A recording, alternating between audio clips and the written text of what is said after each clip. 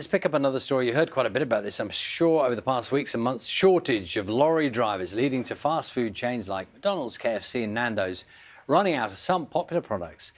But now the business secretary has rejected calls for immigration rules to be temporarily loosened to ease some of that problem. Instead, Kwasi Kwarteng wants employers to use incentives like new training schemes, higher salaries, to attract UK-based workers.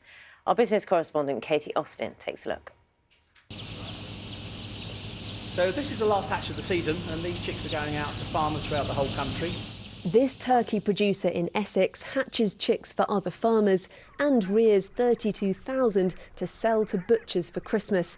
But to pluck and prepare the turkeys, they need 100 extra workers who used to come in from Eastern Europe. Because of Brexit, we don't have that guaranteed labour that we've had for the past 30 years. The Brits don't want to do that 6-week seasonal work at Christmas. The bigger companies that supply all the supermarkets, they have made the decision to cut their production by between 20 and 25%, which is huge. So there will absolutely be a shortage of quality British turkeys. Paul is among those who want a visa scheme to help plug the worker gap.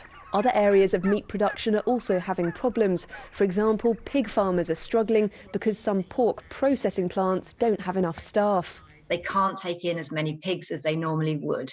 These pigs are backing up on farms to the tune of around 70,000, and that's increasing by 15,000 a week. The impact is on the welfare of those animals that are kept on farms and also on the profitability of the farmers looking after those animals.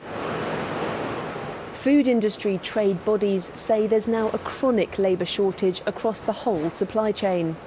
This business grows, imports and distributes fresh fruit and veg. There's everything here from carrots to pomegranates, and a lot of it ends up in high street restaurants. But here at this distribution centre, they're 20% short of staff. The boss says a real crisis is brewing. It's going to get worse before it gets better, definitely. And what the whole industry is really concerned about is from September, when the schools come back and the office workers come back, and we are definitely going to start seeing more supermarket shelves empty, restaurant plates empty, and then the big concern ongoing from that is Christmas. He supports calls for a temporary visa scheme to bring in food workers and lorry drivers from Europe. Isn't it more important to build a sustainable workforce from within the UK and ultimately pay them more? I'm more than happy to do that, but the British public are going to have to accept that if we're going to increase pay and working conditions to attract British workers, then we're going to have to pay more for our food. If the era of cheap labour is over, so too is the era of cheap food. Food businesses put worker shortages down to a perfect storm of structural issues, Brexit changes and the pandemic.